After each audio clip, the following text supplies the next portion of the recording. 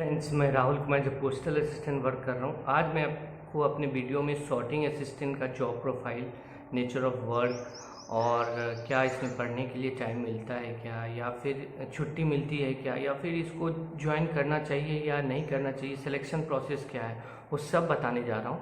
और इसके अलावा भी अगर आपको कोई भी क्यूरी है किसी भी एग्ज़ाम से रिलेटेड, तो आप मेरे नंबर पे कॉल कर सकते हो या टेक्स्ट कर सकते हो या फिर व्हाट्सअप मैसेज कर सकते हो। मेरा नंबर है 8210874148। और भाई, अगर आप मेरे चैनल पे नए हो तो मेरे चैनल को ज़रूर सब्सक्राइब करना, क्योंकि थोड़ा मोटिवेशन मिलता है। तो अच्छे जॉब के बारे में मैं इसी तरह वीडियो बनाते रहूँगा। तो चलिए, सॉर्टिंग असिस्टेंट के बारे में मैं आपको बताने जा रहा हूँ कि इसका सिलेक्शन कैसे होता है। फ़िलहाल इसका सिलेक्शन एसएससी सीजीएल 2022 से स्टार्ट हो गया है। पहले इसका सिलेक्शन सीएचएसएल के द्वारा होता था, लेकिन अब ये एसएससी सीजीएल से होता है। तो अगर आपका सीजीएल में पोस्टल विभाग में सिलेक्शन हो गया है, तो फिर आपको प्रीफ्रेंस आएगा कि आप सॉर्टिंग असिस्टेंट लेना चाहते हो या पोस्टल असिस्टेंट लेना चाहते हो या फिर आरओ लेना चाहते हो या क्या लेना चाहते हो। तो फिर आपने चूज़ किया कि आप सॉर्टिंग असिस्टेंट लेना चाहते हैं। सॉर्टिंग असिस्टेंट लेने के बाद फिर आपको कौन से स्टेट में सॉर्टिंग असिस्टेंट चाहिए वो आपको मिलेगा।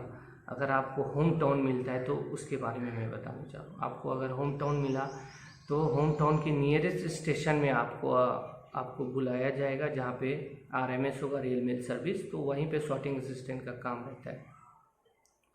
तो वहाँ आपको रखा जाएगा, वहाँ बुलाया जाएगा। फिर वहाँ के एडमिनिस्ट्रेटिव विभाग में आपका सारा डॉक्यूमेंट्स चेक किया जाएगा, जो कि एसएससी पहले करती थी। वहाँ सारा चेक किया जाएगा। फिर आपको मेडिकल के लिए भेजा जाएगा। मेडिकल में नॉर्मल सा चेकअप होता है, urine checkup, blood, heart beat, ये सब। इसमें थोड़ा अप एंड डाउन होने के बाद भी कोई दिक्कत नहीं होता। अगर आपका आई साइट वीक है तो भी कोई प्रॉब्लम नहीं है, आपका सिलेक्शन होगा। 99.9% सिलेक्शन होता है। मेडिकल में किसी को छाटा नहीं जाता। 1% के बारे में मैं नहीं जानता हूँ, अभी तक सुना भी नहीं हूँ। तो फिर आप मेडिकल रिपोर्ट आके जमा करोगे तो फिर आपको ज्वाइनिंग मिलेगा। तो जिस दिन आपको ज्वाइन कराया जाएगा उस दिन से आपका सैलरी बनना स्टार्ट हो जाएगा। सबसे पहले 15 दिन का इन हाउस ट्रेनिंग होता है। जैसे ही आप इन हाउस ट्रेनिंग ख़त्म करोगे, फिर आपको या तो उसी स्टेशन, 95% चांस रहता है कि उसी स्टेशन आपको डिप्यूट किया जाता है, नहीं तो कभी कभी आपको उससे जो नियरेस्ट स्टेशन है वहाँ पे आपको डिप्यूट किया जाएगा। ज़्यादा चांस आता है कि आपके घर से आपको नज़दीक ही रखा जाए।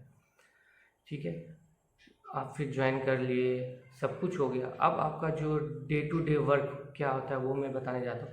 डे टू डे वर्क क्या होता है कि नॉर्मली जो लेटर आता है उसको सॉर्ट करना रहता है कि ये उस जगह जाना है, ये उस जगह जाना है। बस सॉर्टिंग असिस्टेंट का यही काम रहता है कि लेटर को सॉर्ट आउट करना रहता है।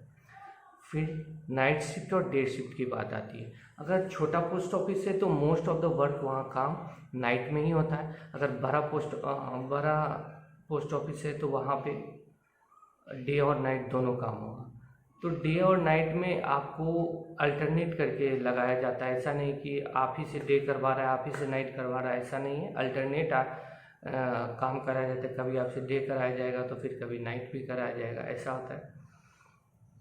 अब छोटा पोस्ट ऑफिस में आपको नाइट शिफ्ट दिया जाएगा। नाइट शिफ्ट देने से हम एसएससी सीजीएल की तैयारी करने वालों को क्या फ़ायदा है वो मैं बताने जा रहा हूँ। अगर आप एक दिन नाइट शिफ्ट करते हो तो उसके 36 आवर के बाद ही आपको दूसरे दिन नाइट शिफ्ट में काम करने के लिए मिलता है। फॉर एग्जांपल, अगर आप आज ट्यूसडे को नाइट शिफ्ट किए तो फिर वेडनेसडे को आपको पूरा दिन रेस्ट रहेगा।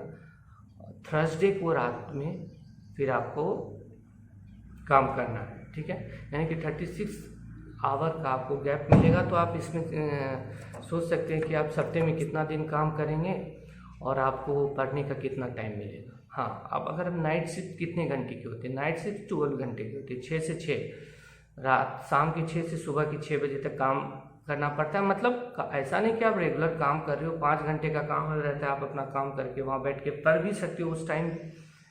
फिर कुछ काम आया तो काम कर लो, फिर पढ़ो। ऐसे नॉर्मली ऐसा रहता है। ऐसा नहीं कि आप गए आप रेगुलर कर ही रहे, ऐसा कुछ नहीं रहता है।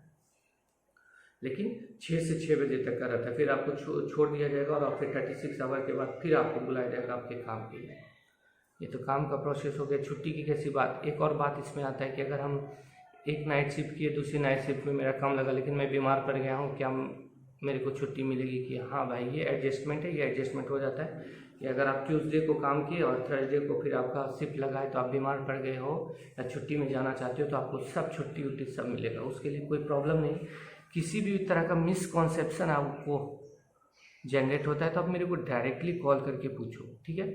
मैं आपको सारा कॉन्सेप्शन दूर करूँगा। उसके बाद फिर नाइट शिफ्ट हो जाता है, फिर आपको छुट्टी कितनी है? साल का 30 CL मिलता है, 8 CL मिलता है, 10 मेडिकल मिलता है, 2 RH मिलता है। इतना छुट्टी लेके आप घर जा सकते हो। उसके बाद फिर हमारा जो हॉलीडे होता है 18 हॉलीडे होता है, 6 डेज वर्क होता है, एक दिन संडे को आपको छुट्टी मिलेगा। ओके, इतना रहता है। छुट्टी का कोई भी प्रॉब्लम नहीं है। अगर आप पढ़ना चाहते हो तो पोस्टल असिस्टेंट से ज़्यादा अच्छा सॉर्टिंग असिस्टेंट में पढ़ने का टाइम मिलता है, और वो सब आप पे डिपेंड करता है कि आप पढ़ना चाहते हो या क्या करना चाहते हो।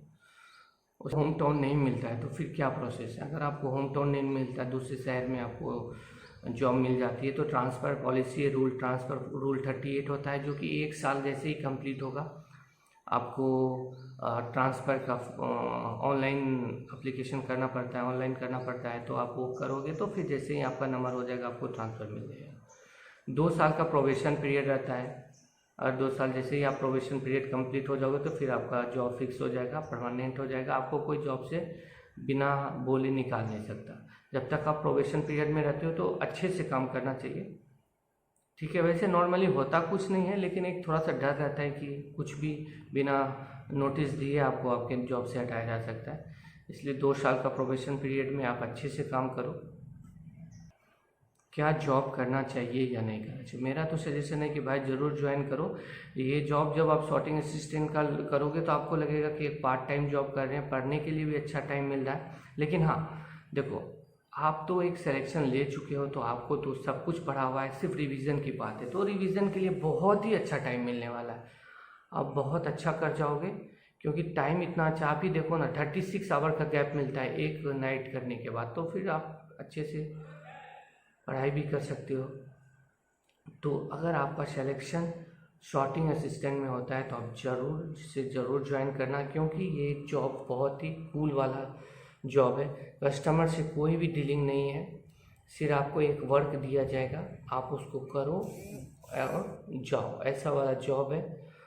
एक नाइट करते हो तो अगला 36 आवर के बाद ही आपको नाइट शिफ्ट मिलता है। इसलिए मेरे हिसाब से तो मेरा सजेशन है कि आपको ज्वाइन करना चाहिए।